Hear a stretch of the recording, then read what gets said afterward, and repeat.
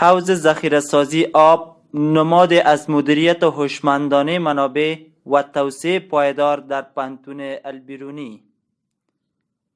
یکی از پروژه های مهم و زیربنایی پانتون البیرونی حوض ذخیره‌سازی آب آن می باشد که با ظرفیت ذخیره نمودن 1000 متر مکعب آب نقش ارزنده را در مدیریت و استفاده مؤثر از منابع آبی این پانتون ایفا می نماید. کار ساخت این حوض با ارزش 3,504,700 افغانی در تاریخ اول ماه اسد سال 1402 هجری شمسی آغاز گردید و پس از تکمیل موفقانه در سال 1403 هجری شمسی به بهره برداری سپرده شد.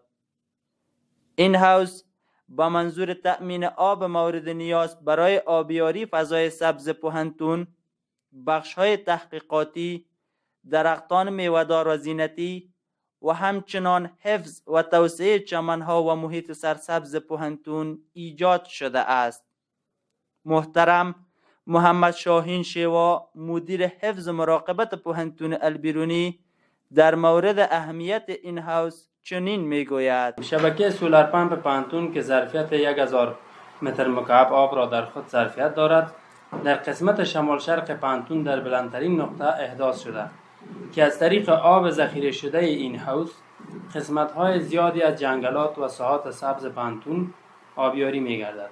و همچنان زمینه مدیریت بهتر منابع آبی، حفظ فضای سبز و توسعه فعالیت‌های فارم تحقیقاتی پانزه زراعت را فراهم می‌کند. احداث این پروژه گام مهمی در راستای توسعه زیرساخت‌های علمی و خدماتی پانتون البیرونی به شمار می‌رود و بیانگر تعهد رهبری این پانتون به بهبود امکانات آموزشی، تحقیقاتی و نگهداری فضای سبز میباشد.